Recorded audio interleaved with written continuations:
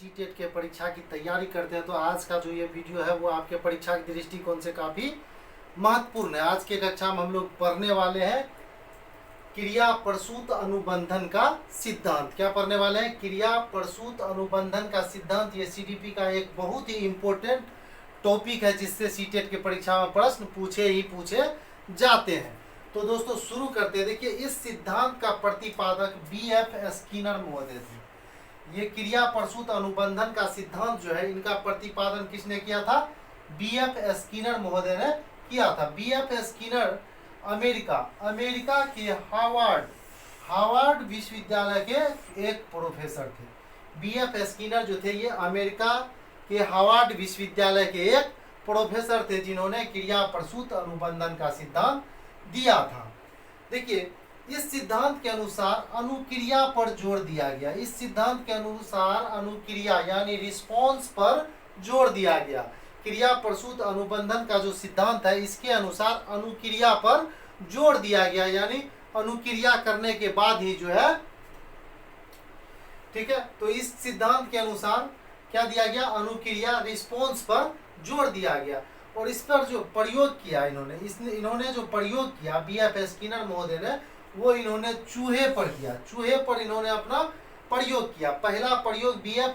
Skinner महोदय ने किसके ऊपर किया? चूहे के ऊपर इन्होंने पहला प्रयोग किया। उसके बाद दूसरा प्रयोग जो इन्होंने किया वो किस जीव पे किया? कबूतर पे इन्होंने दूसरा प्रयोग किया।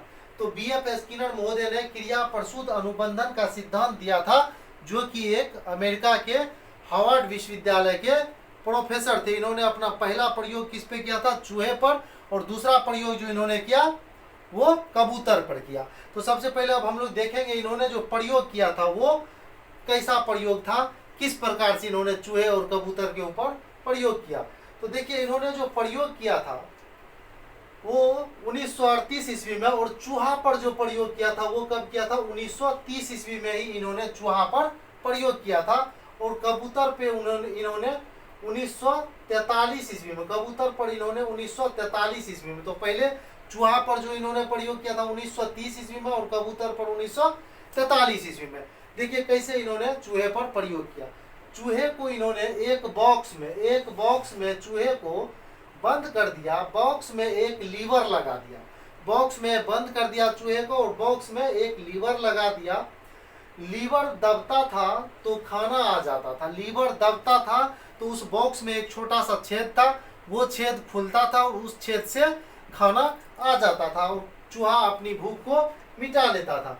भूख लगने पर जब बॉक्स में चूहा बंद था, तो जब चूहे को भूख लगी तो चूहे ने क्या किया? बॉक्स में इधर उधर घूमना शुरू किया और घूमने के क्रम में उसके पांव से लीवर दब जाता है और जैसे ही लीवर दबता है खाना आ जाता है। इसके बाद वह क्रिया को पुनः दोहराया। चूहे ने क्रिया को पुनः दोहराया और खाना पुनः आ गया और चूहे ने अपनी भूख को शांत कर लिया। इसमें चूहा जब भी प्रतिक्रिया करता है उसे खाना मिल जाता है। चूहा जब भी लीवर पे पाँव रखता है उसे खाना मिल जाता है। इसे ही दोस्तों क्या कहते हैं? क्रिया प्रसूत अनुबंधन का सिद्धांत। यानी जब अनुक्रिया होती है तब उसे क्या होता है? खाना मिल जाता है, उसके उद्देश्य की प्राप्ति उसे हो जाता है। तो इसे ही क्या कहते हैं? क्रिया प्रसूत अनुबंधन का सिद्धांत। इससे स्पष्ट हो गया होगा कि क्रिया प्रसूत अनुबंधन का सिद्धांत क्या है। यानी जब अनुक्रिया होगी तब उसको उद्देश्य की प्राप्ति जब हो जाएगी उसे ही क्या कहेंगे? क्रिया प्रसूत अनुबंधन का सिद्धांत। अब देखिए यहाँ निष्कर्ष इससे ये निकलता है, निष्कर्ष कि अनुक्रिया होती है, उद्दीपन मिलता है। अनुक्रिया जैसे ही होगा वैसे ही उद्दीपन मिलेगा। अनुक्रिया जैसे ही जीव करेगा उसे क्या होगा? उद्दीपन मिलेगा। जैसे जैसे पुनर्बलन मिलता है वैसे अनुक्रिया, जैसे पुनर्बलन मिलता है वैसे अनुक्रिया करने और लक्ष्य तक पहुंचने में तीव्रता आती है। सीखने की प्रक्रिया में पुनर्बलन का विशेष महत्व है। कहा जाता है कि सीखने की प्रक्रिया में क्या है? पुनर्बलन का जो है विशेष महत्व है। अब देखेंगे हम लोग पुनर्बलन है क्या। यहाँ पे जो पुनर्बलन शब्द आया वो पुनर्बलन है क्या। तो देखिए यहाँ पे मैंने लिखा है जिस उद्दीपन को देने से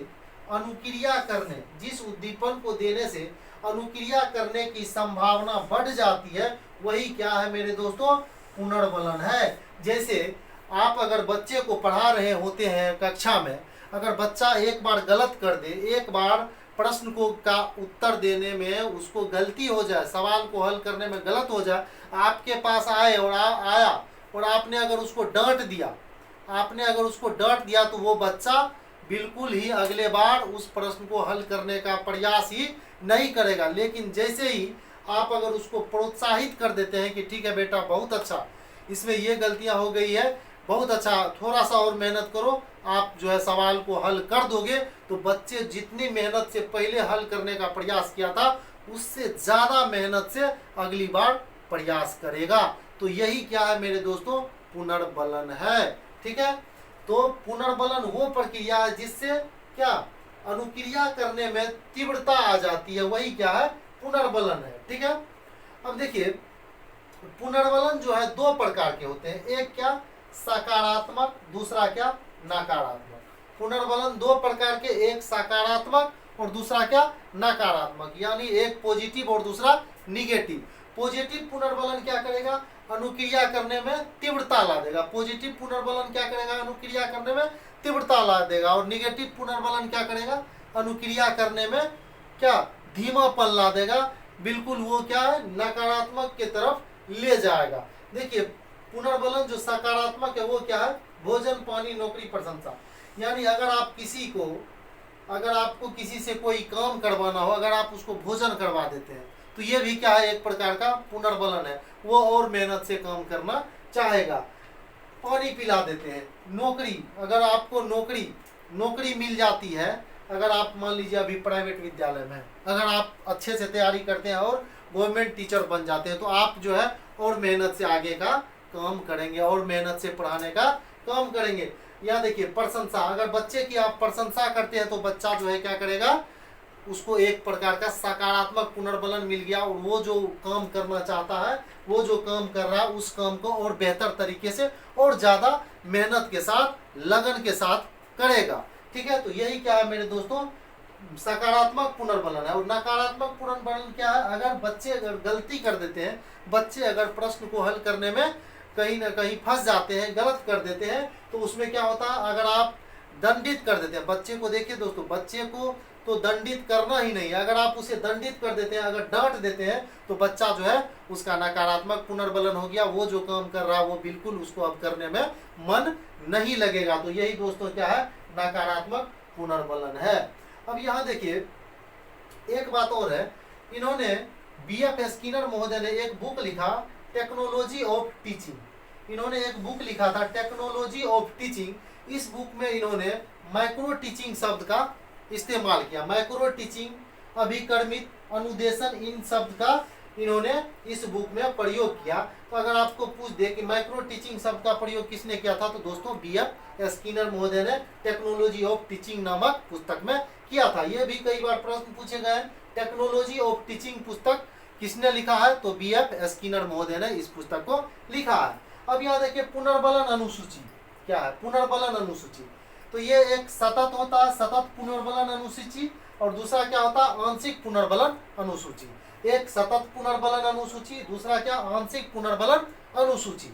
अब देखिए सतत पुनर्बलन अनुसूची क्या है, जब जब क्रिया होती है पुनर्बलन दिया जाता है, यानी प्रत्येक सवाल, अगर आपके घर में कोई छोटा बच्चा है, अगर उसको प्रत्येक सवाल हल करने पर आप उसकी प्रशंसा करते हैं, आप उसको पुनर्बलन करते हैं, पुनर्बलन देते हैं, तो दोस्तों वो सतत पुनर्बलन कहलाएगा। वो क्या कहलाएगा, सतत पुनर्बलन अनुसूची कहलाएगा। जब आप उसको प्रत्येक प्रश्न को हल करने में उसकी प्रशंसा करते हैं तो वो सतत पुनर्बलन अनुसूची कहलाएगा। लेकिन आंशिक पुनर्बलन अनुसूची क्या होगी, जब आप जो कठिन प्रश्न है, किसी प्रश्न को हल करने पर जब आप उसकी प्रशंसा करते हैं, ठीक है, आप उसकी प्रशंसा करते हैं कभी कभी, तो दोस्तों क्या हो जाएगा, वो आंशिक पुनर्बलन अनुसूची कहलाएगा। तो दोस्तों अभी मैंने एक प्रयोग चूहे के बारे में आपको बताया, एक प्रयोग जो कबूतर के बारे में उन्होंने किया था, कबूतर के ऊपर प्रयोग किया था, इसके ऊपर अब हम चर्चा करेंगे। कबूतर के ऊपर भी उन्होंने जो प्रयोग किया था, तो कबूतर को भी उन्होंने क्या किया था, एक पिंजरे में कबूतर को बंद कर दिया था और उसमें एक जो है एक पॉइंट जैसा स्विच जैसा लगा दिया, ठीक है, एक स्विच जैसा पॉइंट जैसा लगा दिया था। और जैसे ही वो पॉइंट दबता था वो कबूतर को एक छेद से दाना गिर जाता था, एक छेद से पिंजरे के अंदर दाना आ जाता था। तो कबूतर जब भूख से छटपटाता है उस पिंजरे में, तो उसका क्या होता है, जब चोंच इधर उधर मारता है उसी क्रम में क्या होता है, एक बार वो उस पॉइंट पर भी चोंच मार देता है जिस पॉइंट के दबने से दाना जो है पिंजरे में गिर जाता है। तो दोस्तों फिर क्या करता है कबूतर, दोबारा उस क्रिया को दोहराता है और दोबारा तिबारा दोहराने के बाद कबूतर को ये पता चल जाता है कि इस पर अनुक्रिया करने के बाद, इस पॉइंट पे अनुक्रिया करने के बाद, यानी उस पर चोंच मारने के बाद दाना जो है पिंजरे में अपने आप आ जाता है। तो दोस्तों और बार बार उसको जो है जब भी भूख लगता है कबूतर उस पर अनुक्रिया करता है और जो है दाना आ जाता है, अपनी क्षुधा को, भूख को शांत कर लेता है। तो इस प्रकार से बीएफ स्किनर महोदय ने कबूतर के ऊपर भी प्रयोग किया था। तो इससे सिद्ध होता है कि अनुक्रिया जो है के ऊपर जो है अनुक्रिया करने के बाद ही जो है सीखा जाता है। किसने कहा था, बीएफ स्किनर महोदय ने। तो दोस्तों अब हम लोग एक चीज और इसमें देखेंगे जो कई बार सीटेट की परीक्षा में प्रश्न पूछे गए हैं कि ये जो क्रिया प्रसूत अनुबंधन सिद्धांत है इसके और कौन कौन से नाम है, क्रिया प्रसूत अनुबंधन के सिद्धांत का और कौन कौन सा नाम है। तो दोस्तों अगर आपने अभी तक चैनल को सब्सक्राइब नहीं किया तो प्लीज चैनल को सब्सक्राइब कर ले ताकि इसी प्रकार के वीडियो लेकर मैं आपके बीच उपस्थित होता रहूं और आपका जो लक्ष्य है सीटेट की परीक्षा क्वालिफाई करना, तो वो परीक्षा में बहुत ही अच्छे नंबर से दोस्तों क्वालिफाई करवा सकूं। दोस्तों देखिए इसका अन्य नाम क्या है, तो नेमेतिक अनुबंधन का सिद्धांत भी इसे ही कहा जाता है। नेमेतिक अनुबंधन का सिद्धांत, अगर आपको प्रश्न पूछ दिया जाए नेमेतिक अनुबंधन के सिद्धांत का प्रतिपादन किसने किया था, तो बीएफ स्किनर महोदय ने किया था, जो कि एक अमेरिकी वैज्ञानिक थे, अमेरिकी प्रोफेसर थे, हार्वर्ड विश्वविद्यालय के प्रोफेसर थे। आगे देखिए कार्यात्मक, इसका दूसरा नाम क्या है, कार्यात्मक प्रतिबद्धता का सिद्धांत।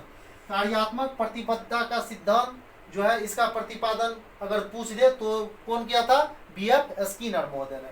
सक्रिय अनुबंधन का सिद्धांत, इस सिद्धांत को सक्रिय अनुबंधन का सिद्धांत भी कहा जाता है।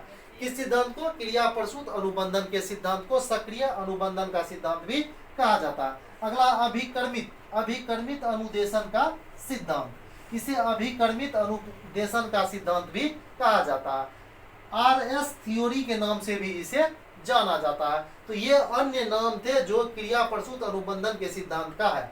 तो दोस्तों हमारे चैनल के माध्यम से सीटेट की परीक्षा में पूछे जाने वाले सारे विषयों की तैयारी करवाई जाती है। अगर आपने अभी तक चैनल को सब्सक्राइब नहीं किया तो दोस्तों चैनल को प्लीज सब्सक्राइब कर लें। और हम लोगों ने सुपर टेट बैच का भी शुरुआत कर दिया है, तो जिन छात्रों को सुपर टेट की भी तैयारी करनी है तो दोस्तों हमारे चैनल को सब्सक्राइब कर ले, हमारे चैनल से जुड़ जाए ताकि आपकी तैयारी बेहतर से बेहतर ढंग से हो सके और आपका जो लक्ष्य है शिक्षक बनने का वो लक्ष्य पूरा हो सके। और उस लक्ष्य को पूरा करने में दोस्तों मैं आपका जो हूँ मददगार साबित हो सकूँ। तो दोस्तों वीडियो देखने के लिए बहुत बहुत धन्यवाद। मिलते हैं अगले क्लास में।